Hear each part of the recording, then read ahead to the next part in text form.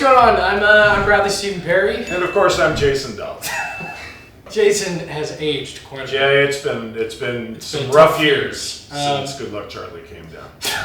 So, Eric, or Jason, whichever you want to call him, he and I are going to be cooking. We like to cook together. We've really bonded over cooking. We bonded over it when we were on Good Luck Charlie as well. He used to bring food to set for us. So, kind of actually got me into cooking. And now we want to show you some of the dishes that we like to make. Something simple, street tacos. Let's do a little carne asada. He's going to be taking care of the steak. I'm going to be making a street corn. We're going to make a little guacamole. Now, I'm also going to address the elephant in the room being Eric's height and my height. I am short, but I'm pretty average height, and he is abnormally tall. So it's making it difficult for our cameraman, but... And it's going to make it easier for me to kick his ass when he cooks better than I do.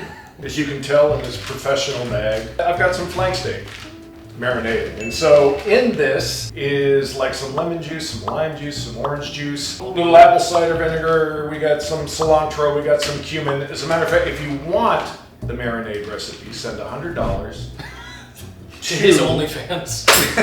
To my OnlyFans. Why don't we just get to chopping? I like to start with the guacamole. I think it's the best thing to do first.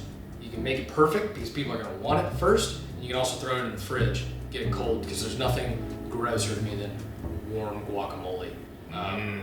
Warm guacamole. All right, let's dive in. I like your OnlyFans idea, actually, but you should do one just for food. And Yeah. just pictures of, like, meat marinated. So my question to that would be, are you going to be naked in it? When did you really kind of start cooking? I lived off craft dinner in university. My buddy and I would go down to the grocery store and buy them out of craft dinner and then see how many different ways we could... Really? Seriously. I started cooking in earnest when I did a little mini-series down in New Orleans.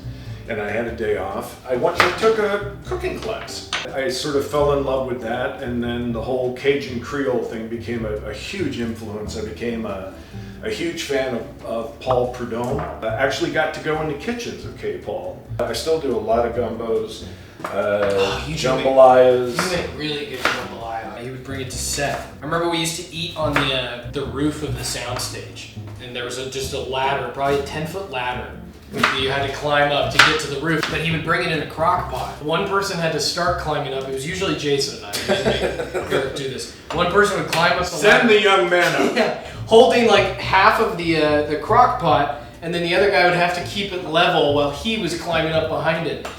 And I look back on that at probably 12, 13 years old thinking, man, if that fucking jambalaya spilt on my face, that steaming hot crock pot, I mean, this guy's done. You know what? Disney had a whole slew of kids lined Yeah, they're up like, behind you. It'd be an easy replace. Well, not that you asked, but during COVID, we all had nothing to do, you know? So I was spending a lot of time at home. My dad had one of those Traegers in the backyard, and I just started playing around with the Traeger, making ribs. Everybody else is making goddamn sourdough starters, but you went after the barbecue. So this avocado is so ripe. I'm not sure whether to cube it or rub it all over my body.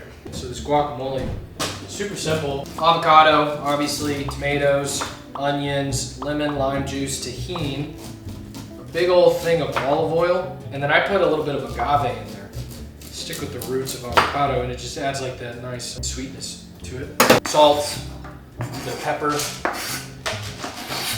some guac here for you. How's that looking? Looks fantastic.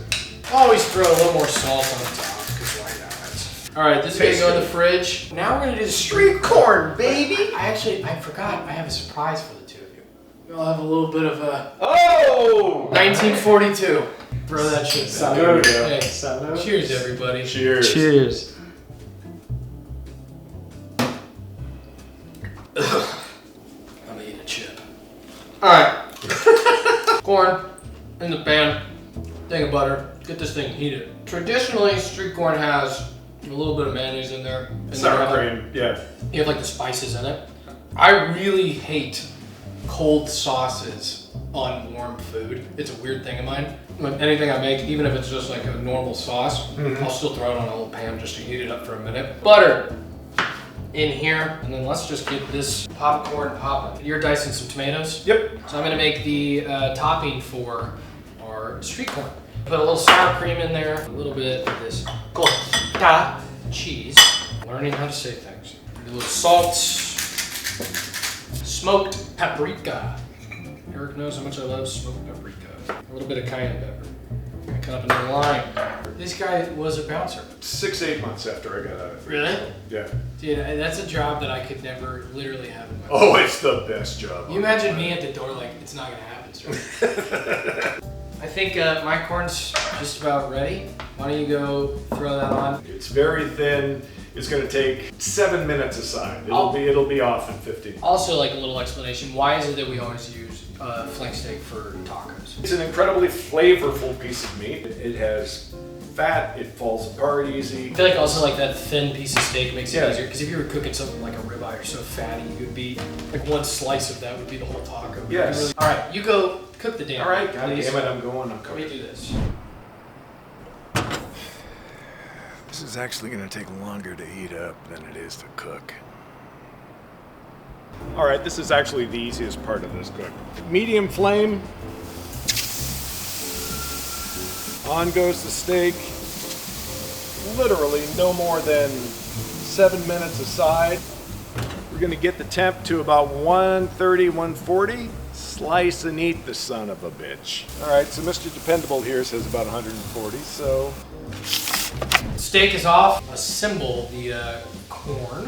When did you start, when was your, how old were you with your first paid gig? 5. No kidding, I really? was 5. My mom in the commercial had to come out like, David, come inside, it's time for dinner, right? Right. But at 5 years old, I couldn't comprehend this woman saying the wrong name. So they changed my name to Bradley because I was like, that's not my name. That's Stop fucking calling awesome. me David, woman. Also, by the way, for this corn, I'm just adding a little bit of mayonnaise to mix it up. All right, chop that steak, would you? Yes. The only thing you need to realize is cut against the grain.